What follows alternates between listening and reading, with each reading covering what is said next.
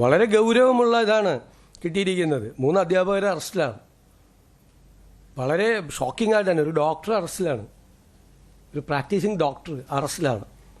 കേസാണ്, അറസ്റ്റാണോ നോക്കണം, കേസാണ്.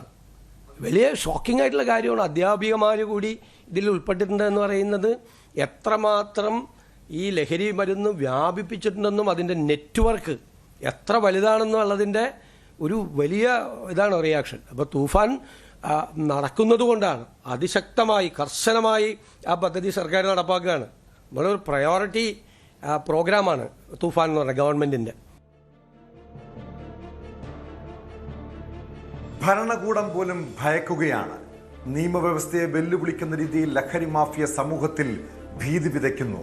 കുട്ടികളും യുവാക്കളും ലഹരിക്ക് അടിമകളാകുമ്പോൾ അവരെ തിരുത്തേണ്ട അധ്യാപകർ പ്രതിക്കൂട്ടിലാകുന്നു. കോഴിക്കോട് വടകരയിൽ 3 അധ്യാപകർ അറസ്റ്റിലായ സംഭവം ഞെട്ടിപ്പിക്കുന്നതെന്നാണ് മുഖ്യമന്ത്രി വി.ഡി. സതീശൻ പ്രതികരിച്ചത്.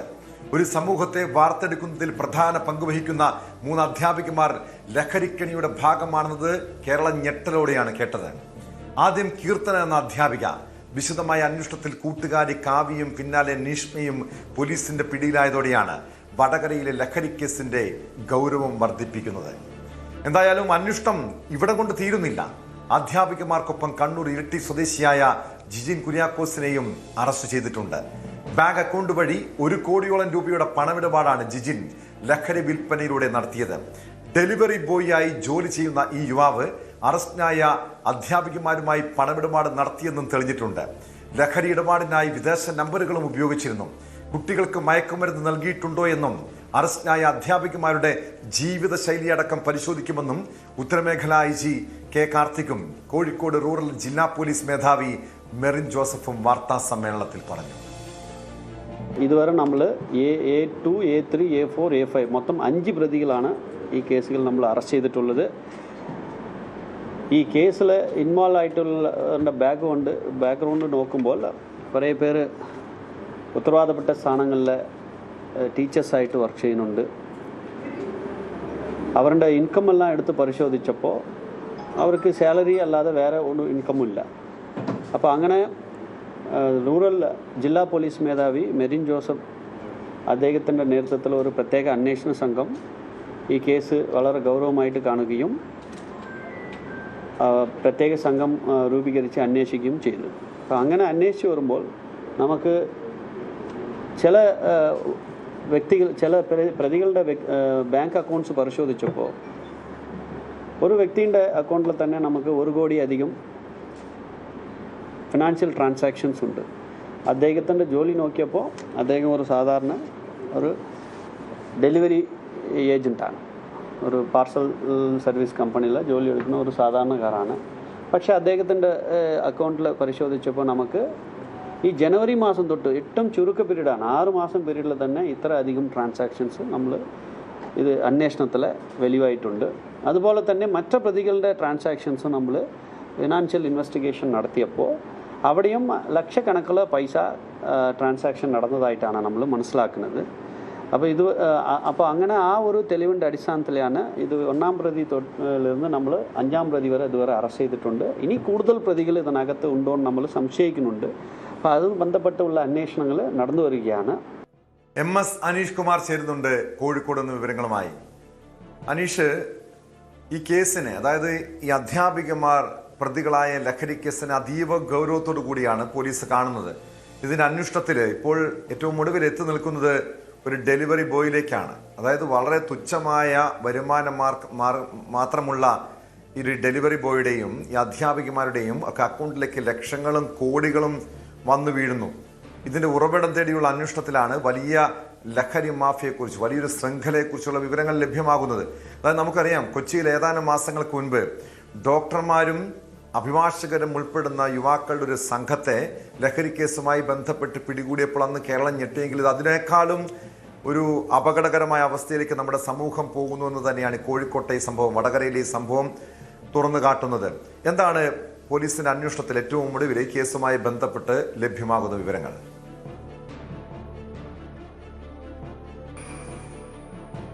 ടോം, നമ്മൾ തീർച്ചയായും ഈ വടകര പോലീസിനെ അല്ലെങ്കിൽ ഈ കോഴിക്കോട് റൂറൽ പോലീസിനെ അഭിനന്ദിക്കേണ്ട ഒരു കേസ് തന്നെ ഇത് മാറുന്നു. കാരണം കേവലം 2.5 ഗ്രാം MDMA പിടിച്ചെടുത്തതുമായി ബന്ധപ്പെട്ട് ഫസ്വാൻ എന്ന യുവാവിൽ നിന്നും ആ 2.5 ഗ്രാം MDMA പിടിച്ചതുമായി ബന്ധപ്പെട്ട അന്വേഷണമാണ് കേരളം ഇതുവരെ കണ്ടിട്ടില്ലാത്ത, മനസാക്ഷിയെ തന്നെ ഞെട്ടിക്കുന്ന തരത്തിലുള്ള ഒരു കേസിലേക്ക് ഇതിനെ കൊണ്ടുചെന്നെത്തിച്ചിരിക്കുന്നത്. ഇത് സാധാരണഗതിയിൽ ഒരു പ്രതികളെ പിടികൂടുന്നു അല്ലെങ്കിൽ ഏതെങ്കിലും മയക്കുമരുന്ന് കടത്തുന്നു എന്നത് മാത്രമല്ല, ഇതിൽ അധ്യാപികമാരായ 3 പേര്, അതായത് കുഞ്ഞുങ്ങളെ പഠിപ്പിച്ച് അവരെ നേർവഴിക്ക് നയിക്കേണ്ട 3 പേര് ഇതിൽ കണ്ണികളായിരിക്കുന്നു, അല്ലെങ്കിൽ ഇതിന്റെ പ്രധാന ഇടപാടുകാരായി അവർ മാറിയിരിക്കുന്നു എന്നതാണ് ഏറ്റവും ശ്രദ്ധേയമായ വിഷയം. മാസം 12,000-ഓ 15,000-ഓ ഒക്കെ മാത്രം പ്രതിഫലം ലഭിക്കുന്ന ജോലി ചെയ്യുന്ന ഈ അധ്യാപികമാരാണ് ലക്ഷക്കണക്കിന് അവരുടെ ബാങ്ക് ഇടപാടുകൾ ഒരു മാസം നടത്തുന്ന അവസ്ഥയിലേക്ക് മാറുന്നത്. നേരത്തെ DIG പറഞ്ഞതുപോലെ തന്നെ കേവലം ഒരു ഡെലിവറി ബോയിയായി ജോലി ചെയ്യുന്ന ഒരാളുടെ അക്കൗണ്ടിലേക്ക്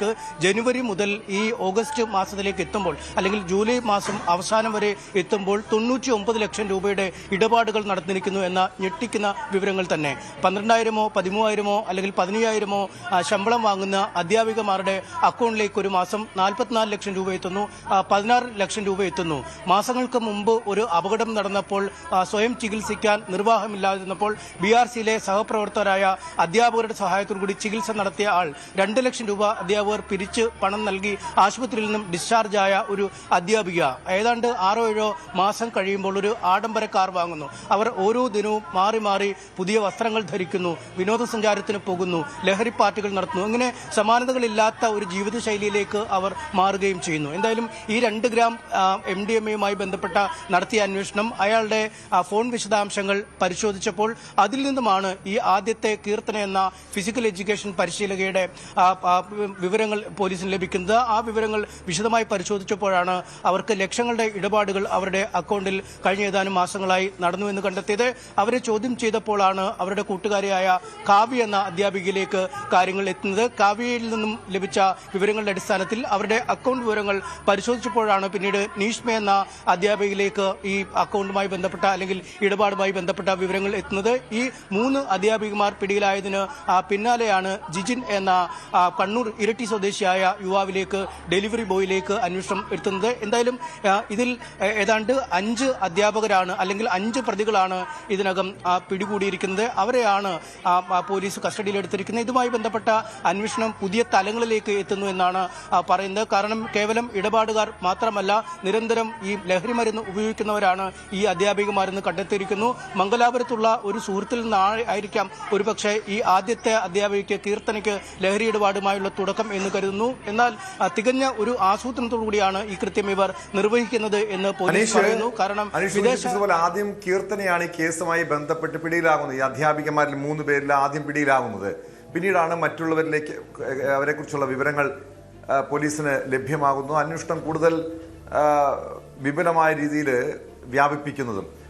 ഈ കേസിൽ പ്രധാനി ആരാണ്, അതായത് ഇവർക്ക് ലഹരി നൽകുന്ന പ്രധാന കണ്ണി ആരാണെന്ന വിവരം ലഭ്യമായിട്ടുണ്ടോ? ഇതിൽ ഈ 3 പേരിൽ അല്ലെങ്കിൽ ഏറ്റവും ഒടുവിൽ പിടിയിലായ ആ യുവാവ്, ഡെലിവറി ബോയ് ആയിട്ടുള്ള യുവാവ്, ഇവരെ കൂടാതെ കൂടുതൽ പേരെ ഇതിന്റെ കണ്ണികളാക്കിക്കൊണ്ട്, ഏജന്റുമാരാക്കിക്കൊണ്ട് വിൽപ്പന നടത്തിയിട്ടുണ്ടോ? അങ്ങനെയെങ്കിൽ കൂടുതൽ അറസ്റ്റ് വരും ദിവസങ്ങളിൽ തന്നെ ഉണ്ടാകുമെന്ന് പ്രതീക്ഷിക്കാമോ?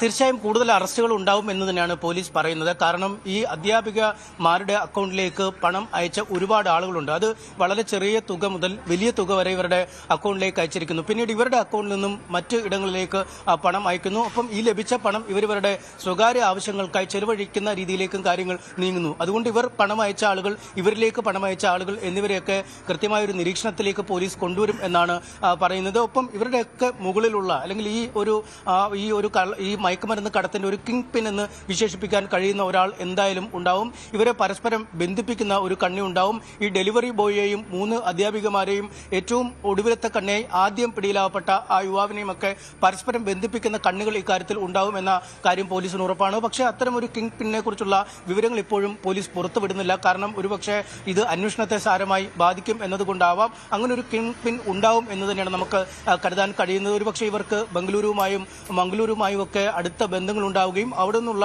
ഇടപാടുകാരാവും ഒരുപക്ഷെ ഇവരിലേക്ക് എത്തിക്കുകയും ചെയ്യുന്നത്. ഇത് മാത്രമല്ല, ഈ പിടിയിലായപ്പെട്ട ഈ അധ്യാപകർ മാത്രമല്ല, പ്രൊഫഷണലായ മറ്റ് ആളുകളും ഇതേ ഈ മയക്കുമരുന്ന് ശൃംഖലയുടെ കണ്ണികളാണോ എന്ന് നമുക്ക് അറിയേണ്ടതുണ്ട്. ഒപ്പം ഏറ്റവും അപകടകരമായ അല്ലെങ്കിൽ ആശങ്കപ്പെടുത്തുന്ന ഒരു കാര്യം ഈ കായിക അധ്യാപികയായ കീർത്തനയും മറ്റുമൊക്കെ കുട്ടികൾക്ക് ഈ ലഹരി മരുന്ന് നൽകുക എന്നതാണ്. അങ്ങനെയെങ്കിൽ അത്തരത്തിലേക്കും ഈ കണ്ണികളുടെ ഒരു ചങ്ങല നീളുന്ന സാഹചര്യം ഉണ്ടാവും. എന്തായാലും അങ്ങേയറ്റം സമൂഹത്തിലേക്ക് ആഴ്ന്നിറങ്ങിയിരിക്കുന്ന ലഹരിയുടെ വേരുകൾ തേടിയുള്ള ഒരു യാത്രയാണ്. ആ യാത്രയിൽ ഒരു പരിധിവരെ പോലീസിന് മുന്നേറാൻ കഴിഞ്ഞിട്ടുണ്ട്. എന്തായാലും എവിടെ നിന്നും ലഹരി എത്തി, ആർക്കൊക്കെയാണ് ലഹരി നൽകിയത്, ആരാണ് ഇതിന്റെ പിന്നിലുള്ള ബുദ്ധികേന്ദ്രം, സംഘടിതമായൊരു കേന്ദ്രം അല്ലെങ്കിൽ സംഘടിതമായൊരു ബുദ്ധികേന്ദ്രം സംസ്ഥാന വ്യാപകമായി തന്നെ ഇത്തരത്തിൽ അധ്യാപകരടക്കമുള്ളവരെ വലയിലാക്കി ലഹരിയുടെ നീരാളിപ്പിടുത്തത്തിലേക്ക് വീഴിക്കാൻ അല്ലെങ്കിൽ മറ്റുള്ളവരെ ഇതിലേക്ക് കൈപിടിച്ച് നടത്താൻ ഒക്കെ ശ്രമിക്കുന്നുണ്ടോ എന്നതിനെക്കുറിച്ചൊക്കെ ഉള്ള അന്വേഷണം വേണ്ടിവരും. അന്വേഷണം വളരെ കാര്യക്ഷമമായി മുന്നോട്ട് പോകുന്നു. പൂർണ്ണമായ വിവരങ്ങൾ പോലീസ് പുറത്തു വെക്കാത്തത് ഒരുപക്ഷെ കൂടുതൽ ആളുകൾ വരും ദിനങ്ങളിൽ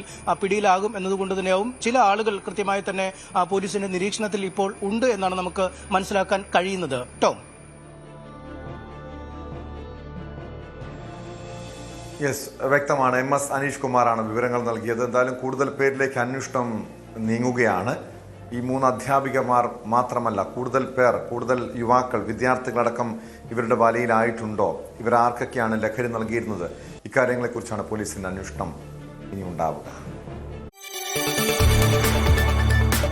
കൂടുതൽ വാർത്തകൾക്ക് News 18 Keralam YouTube channel subscribe ചെയ്യുക.